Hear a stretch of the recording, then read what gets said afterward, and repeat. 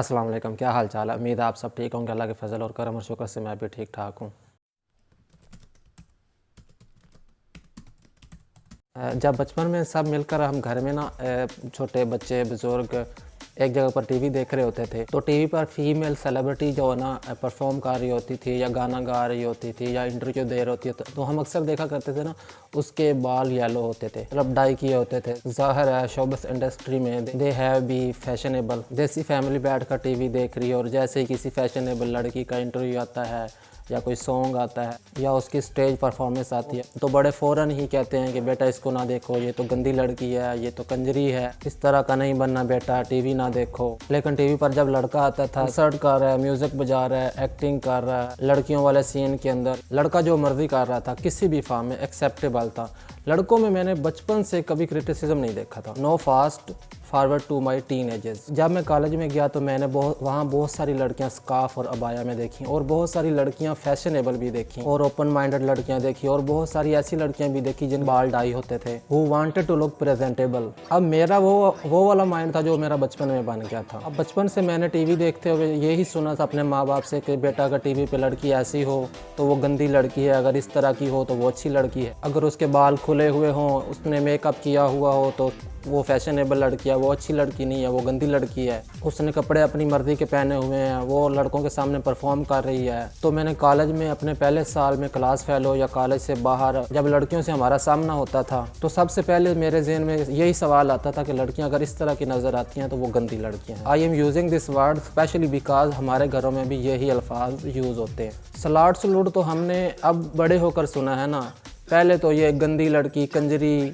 अवारी। अगर आपको शर्म आ रही है तो आप मेरी वीडियो को स्किप कर सकते हैं। The point is I make it कि जब बचपन में हम होश संभाल रहे होते हैं तब जो भी वैल्यूज़ हमारे जहन में इनकलकेट कर दी जाती हैं, हम सारी ज़िंदगी उसी को एमुलेट करने में गुजार देते हैं। हम लोगों को कंपेयर करते हैं अमीरी या गरीबी पर कि यार ये गंदी लड़की है, यार ये अच्छी लड़की है। अगर एक लड़की अपने हस्बैंड या अपने भाई या अपने बेटे के साथ कहीं बाहर निकल रही है तो वो अच्छी लड़की है, या अगर एक लड़की कहीं अकेली बाहर गई है, रिक्शे पे सफ़र कर रही है, टैक्सी पे सफ़र कर रही है या शॉपिंग करने गई है तो वो एक गंदी लड़की है, या फिर वो बाहर जॉब कर रही है या उसने बाल डाई करवाए हुए हैं तो वो एक गंदी लड़की है। ये बाल डाई करवाने का इसलिए कह रहा हूँ कि मेरे माइंड में जो पहला गंदी लड़की का इमेज था ना, वो ये ही बना था जिसने अपने बाल डाई करवाए हुए थे, उसका करैक्टर डाउटेबल था, वो गंदी लड़की है। ये मेरा माइंड सेट बचपन से ही बन चुका था। और सपोज़ कि वो मोटरसाइकिल चला रही है, सिगरेट पी रही है या गाड़ी चला रही है, वो किसी ऐसी एक्टिविटी में मुलवस है जो सिर्फ लड़के करते हैं मेरे ज़हन में,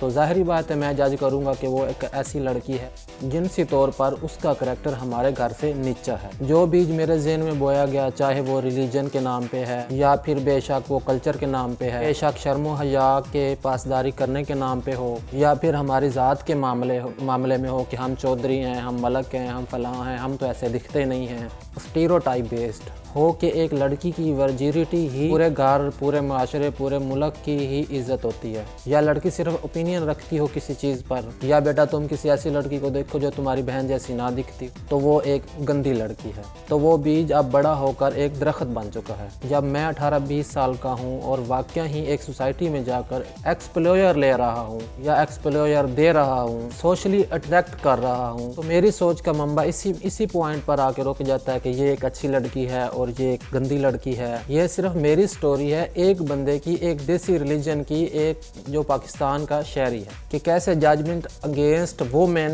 and their character assassination start in male mind when he growing up a judgemental society. और मेरे जैसा लड़का जब सड़क पर खड़ा होकर किसी लड़की को देखेगा तो वो छेड़ेगा नहीं।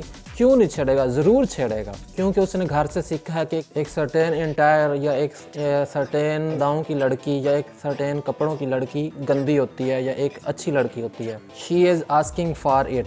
अगर वो सिगरेट पी रही है तो वो गंदी लड़की है, क्योंकि सिगरेट तो सिर्फ लड़के पीते हैं। अगर वो लड़कों से बात कर रही है या अगर उसकी लड़कों से फ्रेंडशिप है फेसबुक पे या यूनिवर्सिटी में या कॉलेजों में, तो वो एक गंदी लड़की है। इसे कहते हैं मेंटल कंडीशनिंग। कंडीशनिंग एक ऐसा प्रोसेस है जब आप बचपन में एक बच्चे को बार बार एक ही चीज़ बताएंगे तो इतनी बार सुन सुन के उसका बिलीफ सिस्टम बन जाता है। फॉर एग्जाम्पल, बच्चे को पैदा होने के बाद ही कहना शुरू कर दें sun rising from the east, god is 5, grass is yellow. अगर बच्चा स्कूल में भी वही बात सुनेगा, घर में भी वही बात सुनेगा, टीवी ऑन करेगा तो वही बात सुनेगा, तो उसका ब्रेन इस बात को बिलीव बना लेगा कि sun rising from the east, god is 5, grass is yellow. जब मेल माइंड के अंदर लड़कियों की कैटेगरी बन जाती है तो आप उस माशरे को कभी नहीं बचा सकते। जब वो बच्चा बड़ा होकर लड़की ऑब्जेक्टिफाई करेगा या खलील रहमान बन के औरतों की एक कल्चरल डेफिनेशन को एब्सोल्युटली वुमनिज्म बना के बताएगा कि ये ही वो औरत है, अगर वो इस मेयार पर पूरी नहीं उतर रही तो वो औरत ही नहीं है। मर्द का ज़हन जब बचपन से ही औरत को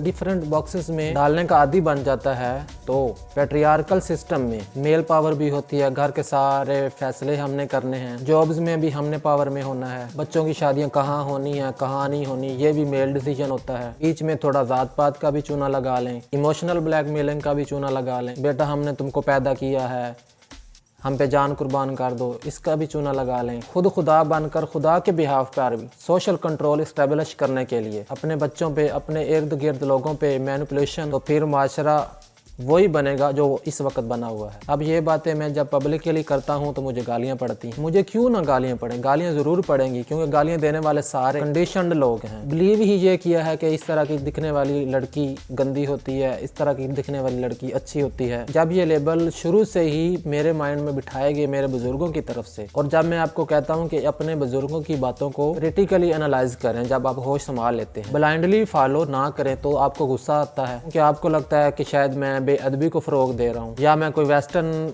प्रोपेगेंडा थोप रहा हूँ या मैं कोई अन इस्लामिक बात कर रहा हूँ। लोगों को अभी तक ये जानने में भी बहुत देर लग जाएगी कि रिलीजन और कल्चर में कितना बड़ा फर्क है, कौन सी चीज़ें सिर्फ कल्चर हैं और कौन सी चीज़ें प्रिंसिपल रिलीजन हैं। तो आप मुझे फतवे दे रहे होंगे ना कि ये कि आप रिलीजन को क्रिटिसाइज कर रहे हैं, तो मैं बेसिकली इस एक्सप्लोटेटिव एलिमेंट को क्रिटिसाइज कर रहा हूँ जो रिलीजन के नाम पर बच्चों को बताई जाती हैं। फॉर एग्जाम्पल, हम बचपन से सुनते आ रहे हैं कि पाकिस्तान एक इस्लामी मुल्क है और इंडिया एक काफिर मुल्क है। हमारे निसाब में ये है या नहीं है? 14-15 साल तक मैं खुद ये बिलीव करता रहा हूँ कि हम इंडिया पे बम गिरा के ख़त्म कर देंगे। ये मेरे अपने बिलीव्स थे, तो बाकी कौम से आप क्या एक्सपेक्ट कर सकते हैं? तो जब मेरे जैसे लोग पॉइंट आउट करते हैं कि ये मसला निसाब में है, ये मसला एक्सप्लेनेशन में है, ये मसला रिलीजन एक्सप्लोटेशन में है, हमारा माशरा औरतों के लिए सेव नहीं है, तो फिर आपको बात मानने में थोड़ी मुश्किल पेश आती है। जब तक वाक़या ना हो जाए या कोई खबर अखबार में ना आ जाए फला जगह फला लड़की का एहतसाल हो गया है, ये वाक़यात ही आप लोगों के रिमाइंडर के तौर पर काम करते हैं। हम लोग तो बकवास कर करके थक जाएंगे। मैं उम्मीद भी नहीं करता कि आपको एक रात में ये सारी बातें समझ आ जाएंगी। क्वेश्चन करें चीज़ों को, एक जजमेंटल माइंडसेट को चेंज करने के लिए बहुत साल लग जाते हैं। मुझे तो 5 सालों में ये बातें समझ आई हैं और अभी तक भी बहुत सारी बातों की समझ नहीं आई। I am struggling with my judgement. आपको एक दिन में नहीं समझ आएंगी, पहले पहले आपको गुस्सा आएगा कि ये क्यों ऐसा कह रहा है, लेकिन जब आप खुद किसी ऐसी सिचुएशन में होंगे कि आपको पता लगेगा you just use been pawn in the society to control the women and children around you, फिर शायद आपकी आंखें खोल जाए। अपना और अपने इर्द गिर्द लोगों का ख्याल रखें और मुझे दुआओं में याद रखें। मिलते हैं किसी नए टॉपिक में। मैं हूं वसीम सजाद और आप देख रहे हैं मेरा यूट्यूब चैनल बदलते रंग। मेरे चैनल पे जो दोस्त नए हैं चैनल को सब्सक्राइब कर दें, बेल आइकन को प्रेस कर दें। मिलते हैं किसी नए वीडियो में। अल्लाह हाफिज़।